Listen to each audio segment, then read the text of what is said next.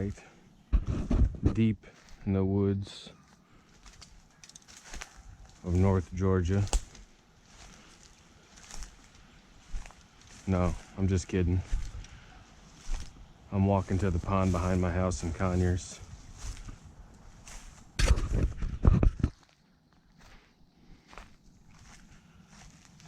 Unfortunately, I got trespassers that leave trash. It's terrible. People have no respect.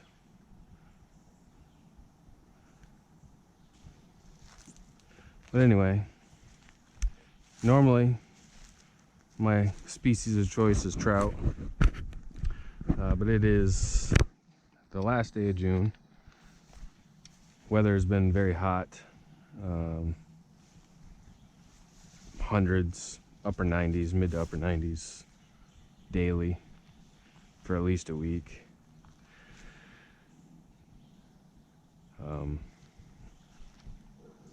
Not really ethical to be fishing for trout in these temps. Granted, North Georgia, in the mountains and the streams, higher elevations, it might be 8 to 10 degrees cooler, but still very warm. Unless you're taking a stream thermometer with you and getting temps below 65 degrees, 65 or lower, probably shouldn't be trout fishing, especially if you're a catch and release type of guy like myself. For the most part anyway. I do keep a few when I'm camping.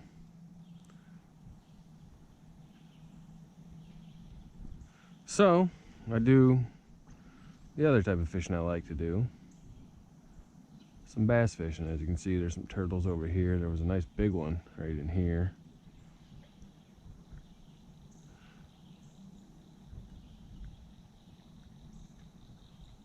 It was raining a little bit earlier with some thunder, so I was hoping that it would pick up some and maybe rain still, but it's not. What is this type of feather? Not quite sure what this type of feather is, but I will save it for tying some flies.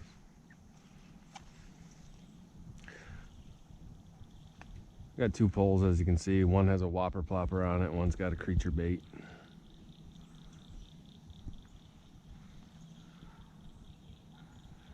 As you can see, it's not a huge pond over there. Somebody bought that land over there, knocked that house down that burnt down some years ago, cleared it out, made it a lot easier to access, so douchebags from around the area see that and they come in, they trespass on that property and fish, and subsequently trespass on mine. Posted signs don't matter.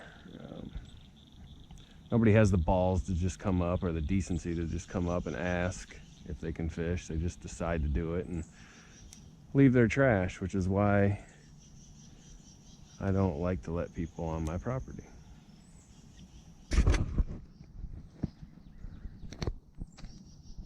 There was a time when I was growing up, you would ask somebody if you were allowed to fish before you just started fishing. And you had the decency to not litter. But I guess it's different these days.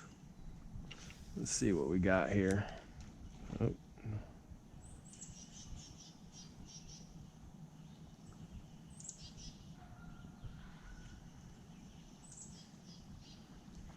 Oh, had something already. There it is. There it is. Nice one. Nice one. On the first cast. On the first cast. Nice one. And I have actually caught bigger out of here. This small pond, I was about to say, holds some big fish. That is a Nice one. First cast.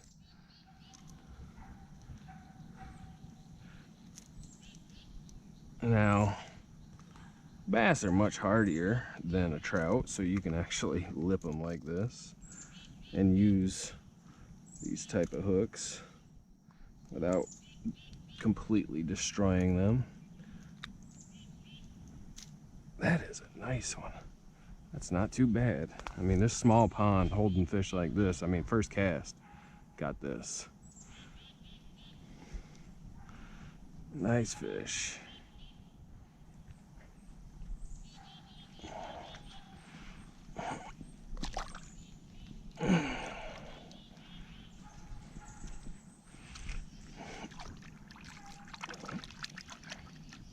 Wasn't sure if the whopper plopper was gonna produce, especially something that size with the calm waters, but I tend to do well here with it, and it did. Right here, I don't know if y'all can see, so there's this tree here, there's another one laying that way, and then these two stumps over here. And right in there, back when we first moved here in July of 2018, I had a little 4-foot rod with a small pink spinner on it. And I made a cast just like that, almost. It actually landed right about there. And as soon as it hit the water, ooh, there was a bass right there that went up after that. Right there. Caught a big one. I don't know what it was, probably 8 pounds.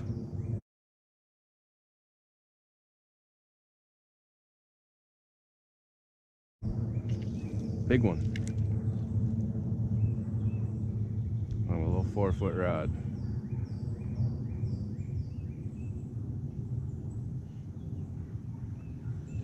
I can't coax that one out again, I guess. He barely nibbled at it, so I don't think he was spooked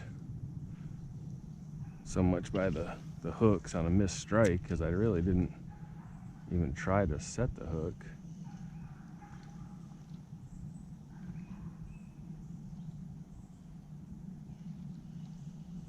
Huh. But I guess he ain't interested in going back at it. I really wasn't even trying. Guess I should have been trying a little harder.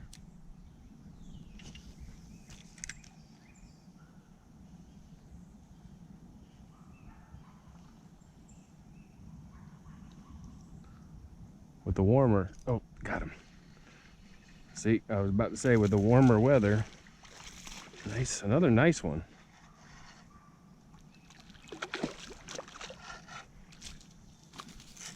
With the warmer weather, they're probably a little bit more sluggish.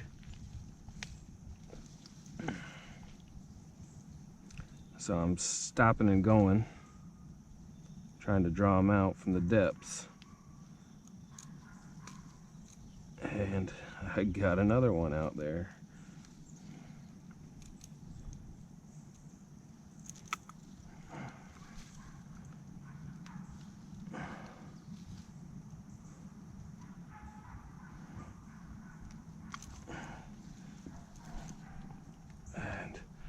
And another nice one. I mean, for this size of a pond, these aren't too bad.